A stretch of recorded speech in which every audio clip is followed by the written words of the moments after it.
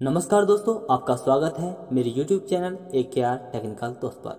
दोस्तों, आज की इस वीडियो में हम जानेंगे प्रॉपर्टी का ऑनलाइन रजिस्ट्रेशन करते समय फॉर्म 60 को किस प्रकार से फिल किया जाता है। तो चलिए दोस्तों शुरू करते हैं।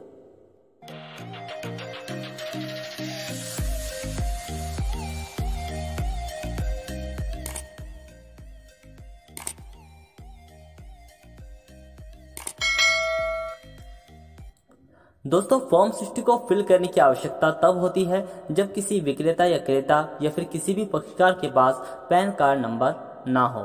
अगर किसी के पास पैन नंबर है तो आपको यहाँ पर पैन नंबर डालना होता है। अगर किसी पक्षकार के पास पैन नंबर नहीं है तो फिर आपको उसका फॉर्म 60 फिल करना होता है। फॉर्म 60 फिल करने के लिए आपको नहीं बटन पर क्लिक करना होता है। इसके बाद फॉर्म 60 विवरण भरिए बटन पर क्लिक करना होता है। दोस्तों, फॉर्म 60 ओपन हो चुका है, जिसमें सबसे पहला जो कॉलम है वो है नेम का, यानी कि जिस पक्षकार का आप फॉर्म 60 फिल कर रहे हैं उसका क्या नाम है वो आपको यहाँ पर लिख देना है। इसके बाद उसका कोई मिडिल नेम या फिर सरनेम है तो वो आपको यहाँ पर लिख देना है। इसके बाद पक्षकार की डेट ऑफ बर्थ कैलेंडर में से सन, महीना और तारीख सिलेक्ट कर डाल देनी है। अगला कॉलम है फादर नेम, यानी कि जो फर्स्ट नेम है हमने लिखा उसके पिताजी का नाम क्या है वो आपको यहाँ पर डालना है। मान लीजिए दोस्तों, जो फर्स्ट नेम में हमने जिसे लिखा है वह कोई स्त्री है और वह विवाहित स्त्री है, तो हम उसका वाइफ ऑफ भी डाल सकते हैं कि वह किसकी पत्नी है, क्योंकि यहाँ पर दोस्तों केवल फादर नेम डाला हुआ है तो हम यहाँ पर वाइफ नेम भी डाल सकते हैं। और इसी प्रकार से मिडिल नेम और सरनेम उसका डाल सकते हैं। नीचे चलते हैं। यहाँ पर दोस्तों लिखा है फ्लैट रूम नंबर, यानी कि जो पक्षकार है उसका फ्लैट नंबर या फ्लोर नंबर या फिर उसका प्रेमिसेस का नेम या फिर ब्लॉक का नंबर या नेम या फिर रोड, स्ट्रीट, लेन का नंबर या नाम या फिर एरिया, लोकेलिटी वो डालना है। Town, city. दोस्तों, टाउन सिटी में आप विलेज का नाम भी डाल सकते हैं।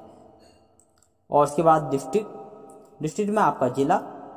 चलिए हम यहाँ पर टाउन सिटी डाल देते हैं और इसके बाद डिस्ट्रिक्ट वह डाल देते हैं।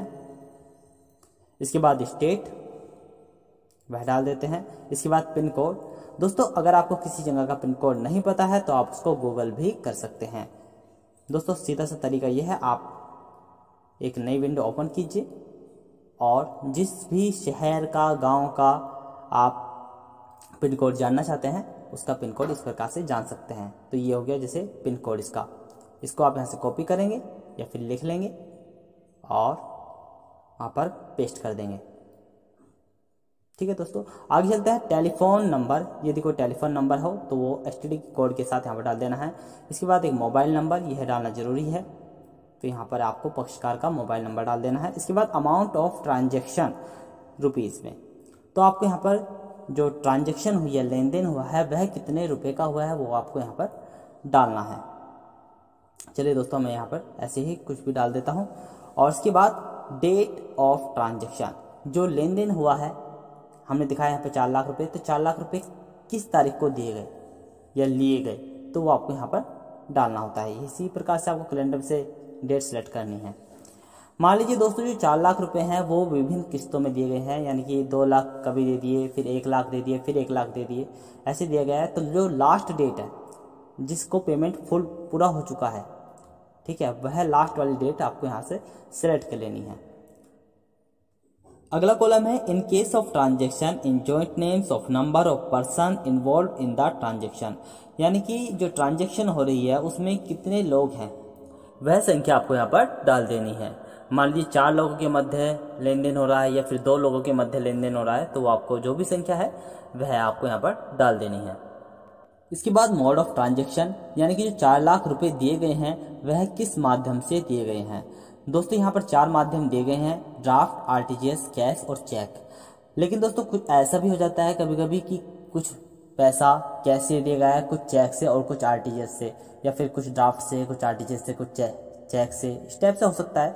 तो आप इनमें से सिलेक्ट कर लेंगे जिस भी माध्यम से पैसे दिए गए हैं या फिर लिए गए हैं उसको आपको यहाँ पर से सिलेक्ट कर लेना है। तो यहाँ पर सारे विकल्प दिए गए हैं, कैश से भी, चेक से भी, ड्राफ्ट, आरटीजीएस वगैरह सब दिए गए हैं। चलिए मैं यहाँ पर कैश और आरटीजीएस को सेलेक्ट कर लेता हूँ।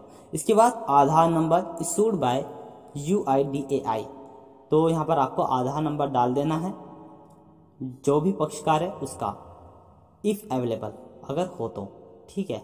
तो हम यहाँ पर इसे छोड़ देते हैं क्योंकि मैंडेटरी नहीं है।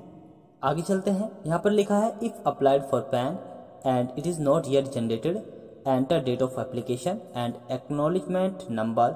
दोस्तों अगर आपने कोई पैन अप्लाई किया हुआ है तो उसकी एप्लीकेशन डेट आपको यहाँ से डाल देनी है और यहाँ से उसका एक्नॉलेजमेंट नंबर डाल देना है। चलिए दोस्तों अगले ऑप्शन पर चलते हैं। दोस्तों यहाँ पर लिखा है कि यदि पक्षकार ने कोई पैन अप्लाई नहीं किया है, यानी कि पैन कार्ड अप्लाई नहीं किया है, तो उसकी जो टोटल इनकम है, पारिवारिक आय जो है वह आपको यहाँ पर लिखनी होती है, जिसमें आपको सबसे पहले वाले कॉलम में एग्रीकल्चर इनकम लिखनी होती है और दूसरे में अदर देन एग्रीकल्चर इनकम लिखनी होती है, ठीक है। दोस्तों आप इसको खाली भी छोड़ सकते हैं क्योंकि ये मैंडेटरी नहीं है, तो हम इसको यहाँ पर खाली ही छोड़ रहे हैं।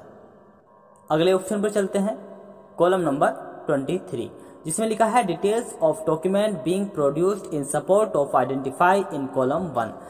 जो कॉलम 1 है उसमें जो हमने डिटेल्स डाली हैं वो किस डॉक्यूमेंट के आधार पर डाली हैं, वह आपको यहाँ से देखना है कौन सा डॉक्यूमेंट है। तो मैं देख लेता हूँ पहले हमने डॉक्यूमेंट 1 जो फर्स्ट कॉलम है उसमें हमने क्या डाला है। दोस्तों फर्स्ट कॉलम में हमने डाला है नाम।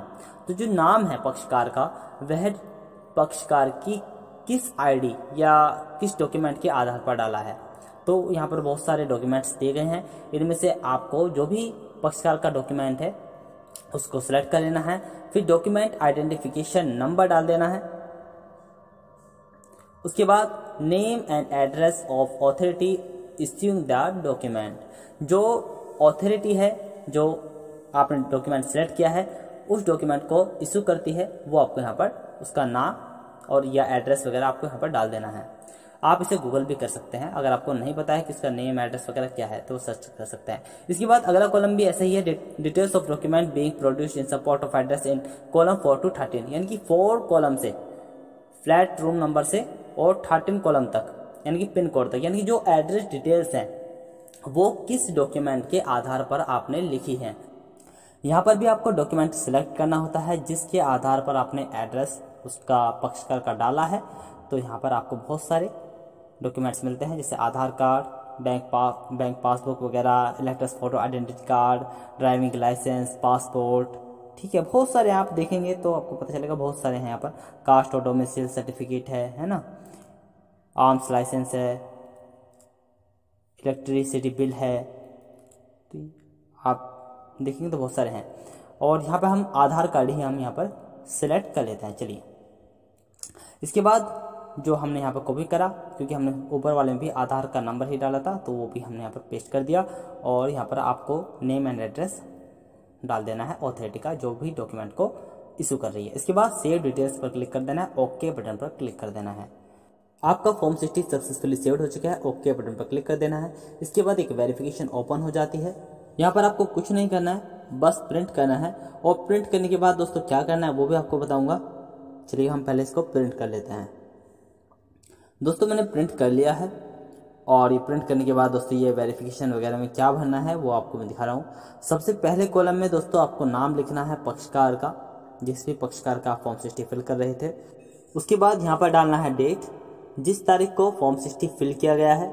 और यहाँ पर डालना है प्लेस, जिस स्थान पर फॉर्म 60 फिल किया गया है। और यहाँ पर दोस्तों आपको पक्षकार के करवा लेना है साइन, ठीक है दोस्तों। ये जयकरण का है तो हमने यहाँ पर जयकरण के साइन करवा लिए। ये सब करने के बाद दोस्तों आपको कर लेना है फॉर्म 60 को स्कैन। अगर आपके पास स्कैनर नहीं है तो आप मोबाइल से भी इसका फोटो खींच सकते हैं। फोटो खींचने के बाद आपको इसको बनाना होता है पीडीएफ में, और पीडीएफ को बनाना होता है 50 किलोबाइट मैक्सिमम साइज में।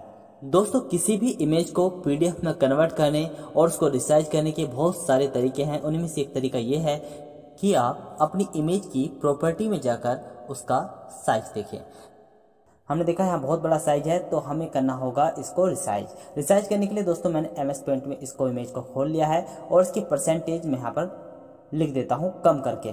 तो मैंने यहाँ पर कम लिखा और ओके बटन पर क्लिक किया। देख रहे होंगे आप दोस्तों रिसाइज हुआ है। अब देखते हैं इसकी प्रॉपर्टी चेक करके क्या रिसाइज हुआ है। तो दोस्तों अभी भी कमी रह गई है, हमें बनाना है 50 किलोबाइट का। फिर से एक और बार हम रिसाइज करते हैं और फिर इसके बाद मैं यहाँ पर डालता हूँ 70। ओके बटन पर क्लिक किया, उसके बाद फिर सेव किया, उसके बाद फिर मैंने प्रॉपर्टी चेक करी। प्रॉपर्टी चेक करने के बाद दोस्तों मुझे मिला 48 किलोबाइट के लगभग। तो यहाँ पर मेरा काम चल जाएगा क्योंकि मुझे चाहिए 50 किलोबाइट से अधिक नहीं होना चाहिए कुल मिला के, तो कम भले ही हो तो हमारा काम हो चुका है। अब दोस्तों हमारी इमेज तो कंप्लीट हो चुकी है। अब इसको हमें बनाना है पीडीएफ। पीडीएफ में बनाने के लिए दोस्तों आप ऑनलाइन भी बना सकते हैं। तो आपको यहाँ पर लिखना है इमेज टू पीडीएफ। यहाँ पर आपको बहुत सारे लिंक्स मिल जाएंगे, जिनमें से किसी भी लिंक पर आप क्लिक करके अपनी इमेज की पीडीएफ बना सकते हैं। तो हम यहाँ पर क्लिक करेंगे, चूज फाइल पर क्लिक करेंगे और जहां पर भी आपकी इमेज है उसे सिलेक्ट करेंगे, ओपन कर लेंगे। इसके बाद कन्वर्ट बटन पर क्लिक करेंगे। दोस्तों हमारी पीडीएफ तैयार हो चुकी है। इसके बाद आपको कर लेना है इसे डाउनलोड। दोस्तों आप यहां से भी कंप्रेस कर सकते हैं पीडीएफ को अगर आपकी पीडीएफ का साइज अधिक है। दोस्तों हमारी पीडीएफ का साइज कम है तो हम इसे करते हैं यहाँ पर डाउनलोड बटन पर क्लिक और ओके। इसके बाद आ जाना है आपको अपनी फॉर्म 60 पर और यहाँ से इसको फॉर्म 60 को बंद कर देना है और यहाँ से आपको ब्राउज बटन पर क्लिक करना है और जो भी आपकी पीडीएफ बनकर आई है उसे आपको यहाँ पर ओपन कर देना है। तो दोस्तों इस वीडियो में हमने जाना कि फॉर्म 60 कैसे फिल करते हैं, उसका प्रिंट कैसे निकालते हैं, कहां पर सिग्नेचर कराते हैं, किस प्रकार से स्कैन या फोटो खींचते हैं, उसको रिसाइज कैसे करते हैं, उसका पीडीएफ कैसे बनाते हैं और उसको अपलोड कैसे करते हैं। दोस्तों वीडियो अच्छी लगी तो वीडियो को लाइक कर दीजिए, चैनल को सब्सक्राइब कर दीजिए, बेल आइकन पर क्लिक कर दीजिए। फिर मिलते हैं किसी एक नई वीडियो के साथ, एक नई टेक्निकल अपडेट वीडियो के साथ। तब तक के लिए नमस्कार, जय हिंद, जय भारत।